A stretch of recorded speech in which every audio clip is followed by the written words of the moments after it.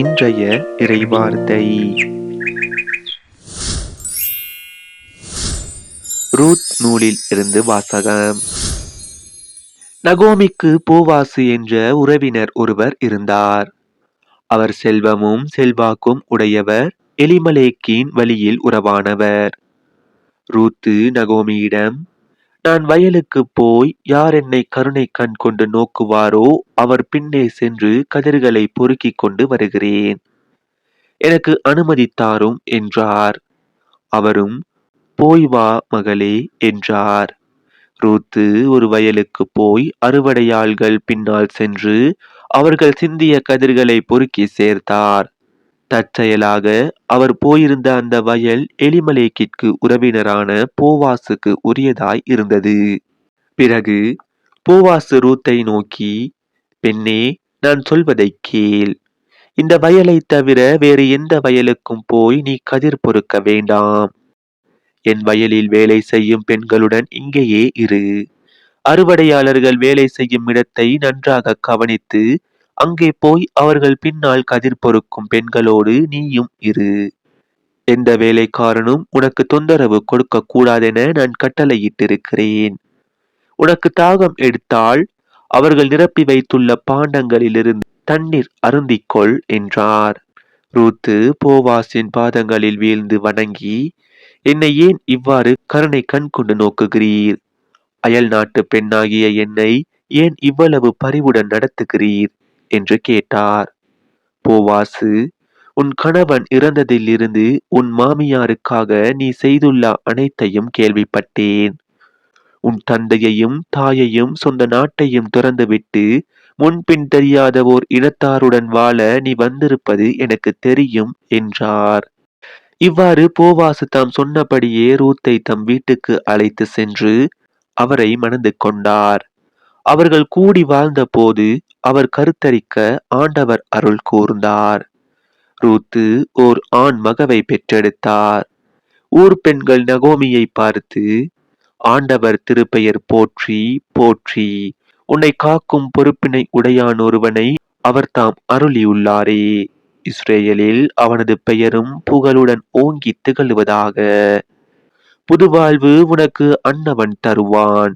முதுமையில் உனக்கு அன்னமும் அளிப்பான். உன் பால் கொண்ட அன்பால் உனக்கு மைந்தர் 7 மேலாய் விளங்கும். மருமகள் அவனை ஈன்றவள் அன்றோ என்று வாழ்த்தினார்கள். நகோமி குழந்தையை கையில் எடுத்து மார்போடு அணைத்து கொண்டார். அவரே அதை பேணி வளர்க்கும் தாயானார். சுற்றுப்புற பெண்கள், நகோமிக்கு ஒரு மகன் பிறந்துள்ளான் என்று சொல்லி அவனுக்கு ஓபேது என்று பெயரிட்டார்கள். அவனே தாவீதின் தந்தையான ஈசாயின் தந்தை. இது ஆண்டவர் வழங்கும் அருள்வாக்கு. இறைவா, உமக்கு நன்றி.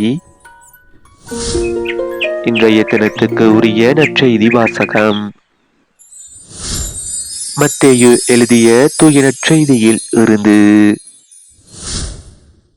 அக்காலத்தில் இயேசு மக்கள் கூட்டத்தையும் தம் சீடரையும் பார்த்து கூறியது, மறைநூல் அறிஞரும் பரிசேயரும் மோசேயின் அதிகாரத்தை கொண்டிருக்கின்றனர்.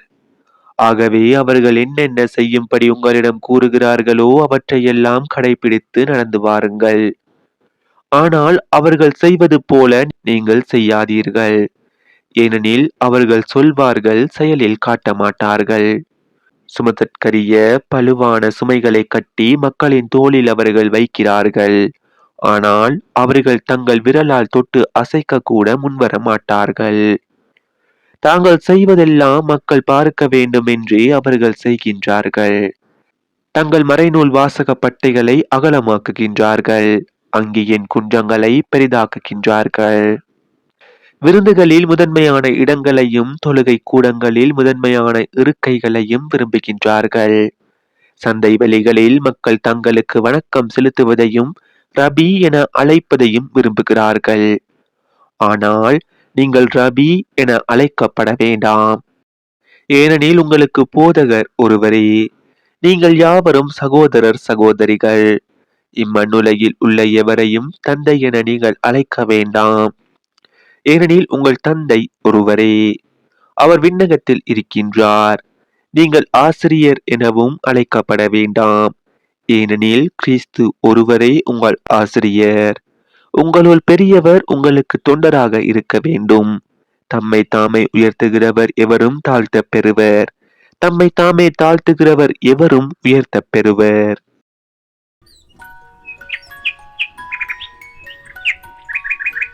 இது நம் கிறிஸ்து இயேசு வழங்கும் வாழ்வு தரும் நற்செய்தி. கிறிஸ்துவே உமக்கு புகழ். இன்றைய தினத்துக்கு உரிய சிந்தனை துளிகள். சொல்லுக்கும் செயலுக்கும் முரண்பாடின்றி வாழ்வதே மாண்பு, நிறைவாழ்வு, இறையாட்சியின் விழுமியம். செயல்கள் சொற்களை விட சத்தமானவை என்கிறது ஆங்கில பழமொழி. நீங்கள் கிறிஸ்தவரா? இறைவனை நம்புகிறவரா? நல்ல கத்தோலிக்கரா? மாதாவின் பிள்ளையா? நேர்மையாளரா? உழைப்பாளரா? மானிட நேயரா? இவை போன்ற பல கேள்விகளுக்கும் நாம் எப்படி பதில் சொல்ல வேண்டும்? சொற்களை கொண்டா அல்ல, நமது செயல்களால் தான் காண்பிக்க முடியும். உன் வாயால் சொல்வதை செயலில் காட்ட கருத்தாயிரு என்கிறது இணைச்சட்ட நூல். சொல்வதை செயலில் காட்டுவதற்கு நமக்கு மிக சிறந்த மாதிரி ஆண்டவர் இயேசுவே தான். அவர்தான் என் தந்தையின் பெயரால் நான் செய்யும் செயல்களே எனக்கு சான்றாக அமைகின்றன என்றும் மொழிந்தவர். நமது செயல்களும் அவ்வாறே அமையட்டும்.